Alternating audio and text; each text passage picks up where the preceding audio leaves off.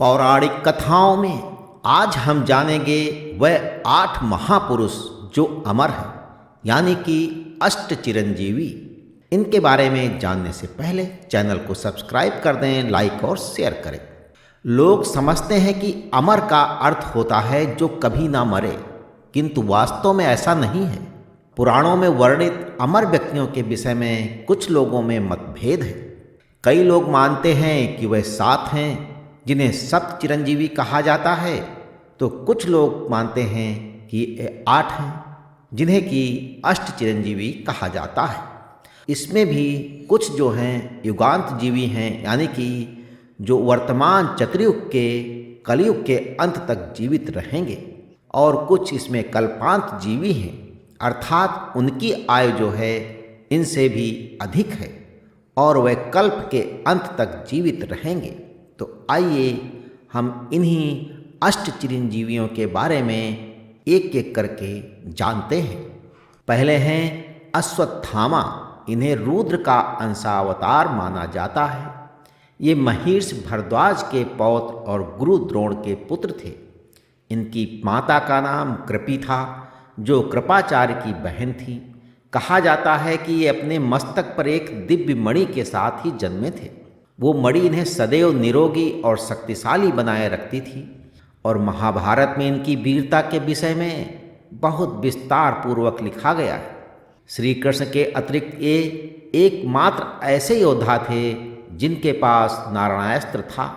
इन्हें कहीं अतिरथी तो कहीं महारथी कहा गया है। इन्हें अमरता का वरदान इनके पिता द्रोण ने दिया था। महाभारत के अंत में जब अश्वत्थामा और अर्जुन का युद्ध हुआ तो दोनों ने ब्रह्मास्त्र चला दिया। महिर्षि व्यास और देवऋषि के कहने पर अर्जुन ने तो अपना ब्रह्मास्त्र वापस ले लिया, किंतु अश्वत्थामा को ये विद्या आती ही नहीं थी, यानी कि वो चला तो सकते थे लेकिन वापस नहीं ले सकते थे। उसने उस ब्रह्मास्त्र को उत्तरा के गर्भ पर चला दिया, जिससे उसका पुत्र परीक्षित मृत पैदा हुआ। बाद में कृष्ण ने उसे जीवित किया, और अश्वत्थामा के इस कृत्य पर श्री कृष्ण बहुत क्रोधित हुए, और वह उसे मार तो नहीं सकते थे, किंतु उन्होंने उसकी मणि उससे जो है छीन ली और उसे युगांत तक भटकने का श्राप दे दिया। कहीं कहीं ऐसा भी लिखा है कि उन्हें 3000 वर्षों तक भटकने का श्राप मिला था। अब दूसरे जो युगांत जीवी हैं वो हैं बलि। ये दैत्यराज प्रहलाद के पोते और विरोचन के पुत्र थे। अपने दादा और पिता की भांति ये भी महान विष्णु भक्त थे। इन्होंने अपने प्रताप से देवताओं को स्वर्ग से जो है च्युत कर दिया था, यानी कि वहाँ से निकाल दिया था। फिर वह स्वर्ग पर सदा के लिए अधिकार प्राप्त करने के लिए अपने गुरु शुक्राचार्य की आज्ञा से एक महान यज्ञ करने लगे। जब उस यज्ञ में अंतिम हवन पड़ने ही वाला था कि श्री हरि ने वामन अवतार लेकर इनसे 3 पग भूमि दान मांग लिया, और ये महादानी थे, इसलिए अपने गुरु शुक्राचार्य के मना करने पर भी इन्होंने उन्हें 3 पग भूमि देने की प्रतिज्ञा कर ली। बाद में वामन देव ने अपना विराट स्वरूप लेकर एक पग से पृथ्वी और दूसरे पग से आकाश को नाप लिया। तब महादानी दैत्यराज बलि ने जो है उन्हें अपना तीसरा पग अपने शीश पर रखने को कहा। उनकी दान वीरता देखकर भगवान वामन जो है अत्यंत प्रसन्न हुए, और उन्होंने तीसरा पग उनके शीश पर रखकर उन्हें पाताल तक ढकेल दिया। साथ ही उन्होंने बलि को अनंत काल तक पाताल का राज्य प्रदान किया। ऐसी मान्यता है कि वर्ष में एक दिन महाबली पृथ्वी पर आते हैं, और उसी उपलक्ष्य पर केरल में ओणम का पर्व मनाया जाता है। और तीसरे जो हैं उनका नाम है व्यास। ये महिर्षि पराशर और सत्यवती की संतान थे। इन्हें भगवान विष्णु के 24 अवतारों में से एक माना जाता है। साथ ही महाभारत में इन्हें भगवान ब्रह्मा का भी अवतार कहा गया है, और इनकी गिनती हिंदू धर्म के सर्वकालिक महान ऋषियों में की जाती है। इन्होंने 18 महापुराण और पंचम वेद कहे जाने वाले महाभारत की रचना की।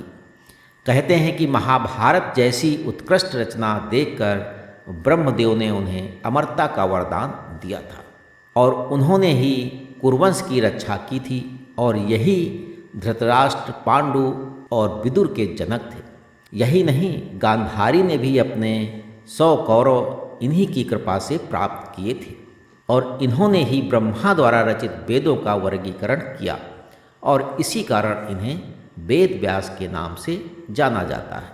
अब चौथे जो हमारे वो हैं हनुमान जी।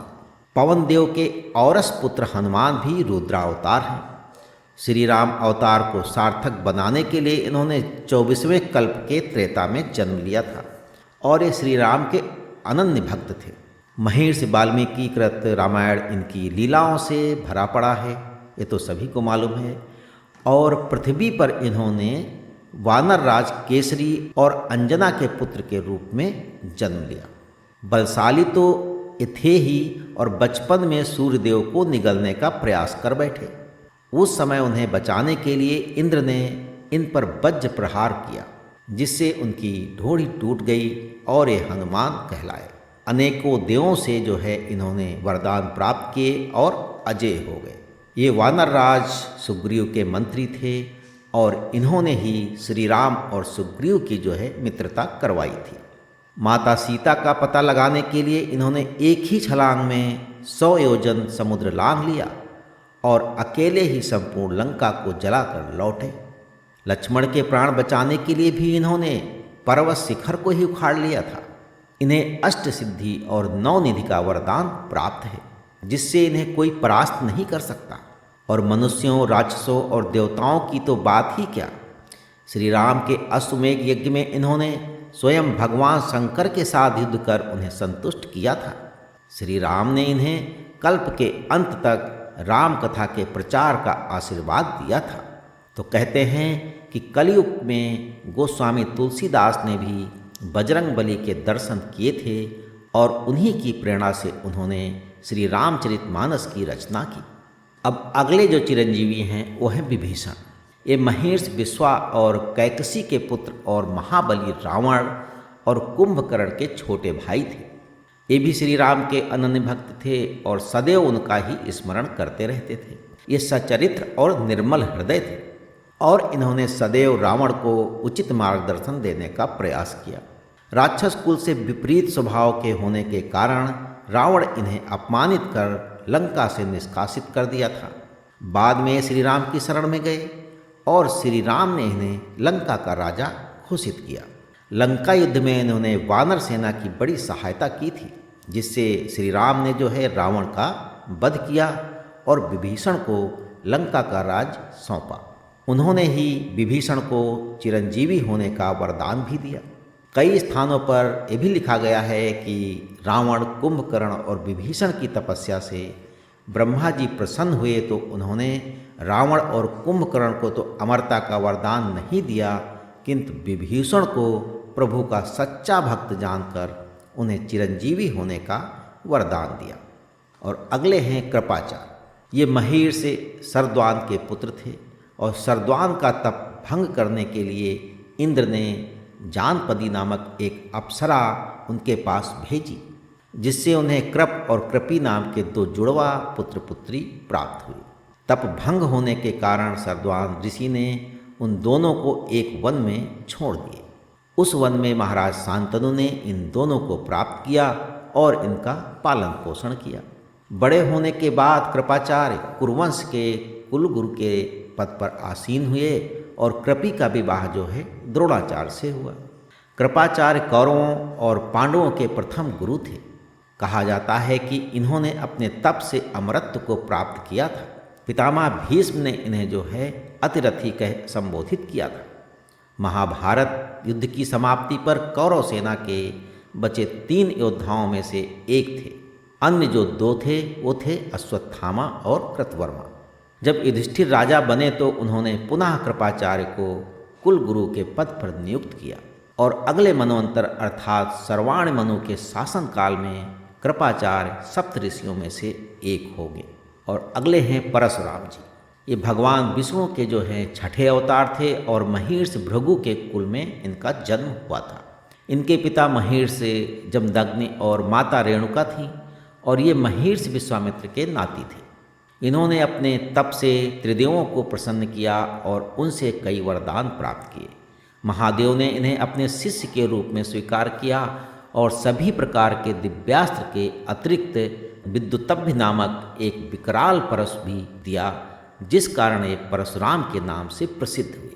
जब कृतवीर अर्जुन और जमदग्नि में विवाद पैदा हुआ तो परशुराम ने युद्ध में सहस्रार्जुन का वध किया। बाद में उनके पुत्रों ने जो है महिष जमदग्नि की जो है हत्या कर दी, जिससे परशुराम इतने क्रोधित हुए कि उन्होंने 21 बार पृथ्वी में क्षत्रियों का समूल नाश कर दिया था और सम्यक पंचक में उनके रक्त से 5 सरोवर भर दिए। बाद में महेश कश्यप ने उन्हें समझा बुझाकर क्षत्रियों के प्राण बचाए। श्री राम ने जब अवतार लिया तो उनका वास्तविक स्वरूप पहचान कर इन्होंने संन्यास धारण कर लिया। महाभारत में भीष्म, द्रोण और कर्ण के गुरु थे और हर कलयुग के अंत में जब कल्कि अवतार होता है तो भगवान परशुराम ही उनका गुरुपद संभालते हैं। और अगले हैं हमारे मार्कंडेय। ये भृगुवंशी विधाता और पौत्र और महिष मृकंड और मरुद्दित के पुत्र थे। ये अल्पायु थे और इनकी कुंडली के अनुसार इनकी मृत्यु केवल 16 वर्ष में होनी थी। ये जानकर मार्कंडेय बहुत छोटी आयु से ही महादेव की आराधना करने लगे। जब वे 16 वर्ष की आयु के हुए तो इन्हें लेने जो है यमदूत आए, किंतु इनके तेज को देखकर भयभीत हो गए। जब स्वयं यमराज इनके प्राण लेने आए, उन्हें आया देखकर मार्कंडेय ने शिवलिंग को पकड़ लिया और ब्रह्मदेव का स्मरण करने लगे। तब यमराज ने अपना पास इनके गले में डाला और इन्हें बलपूर्वक खींचने लगे। उसी समय मार्कंडेय ने महामृत्युंजय मंत्र की रचना की, जिससे स्वयं भगवान शंकर वहाँ प्रकट हुए और यमराज के वध को ही उद्धृत हुए। बाद में यमराज ने उनसे क्षमा याचना मांगी और महादेव की कृपा से मार्कंडेय जो है चिरंजीवी बने। इन्होंने ही उर्वशी का अभिमान भी भंग किया था। कहते हैं कि प्रलय के समय मार्कंडेय सभी जीवों और वनस्पतियों के साथ सुरक्षित रहते हैं और प्रलय के बाद सबको पुनः स्थापित करते हैं।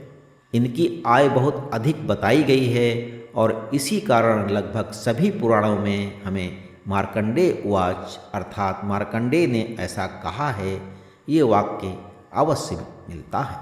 ये 8 चिरंजीवी में से अश्वत्थामा, व्यास और कृपाचार्य जो है युगांत जीवी थे, अर्थात वह वर्तमान चतुर्युग के कलयुग के अंत तक जीवित रहेंगे और अन्य जो है बलि, हनुमान, विभीषण, परशुराम एवं मार्कंडेय जो है कल्पांत जीवी हैं, अर्थात उनकी आयु इनसे भी अधिक है और वह कल्प के अंत तक जीवित रहेंगे। तो पौराणिक कथाओं में आज बस इतना। अगली बार हम सुनेंगे एक नई कथा। तब तक के लिए ईश्वर की सभी शुभकामनाएं आपके साथ बनी रहें।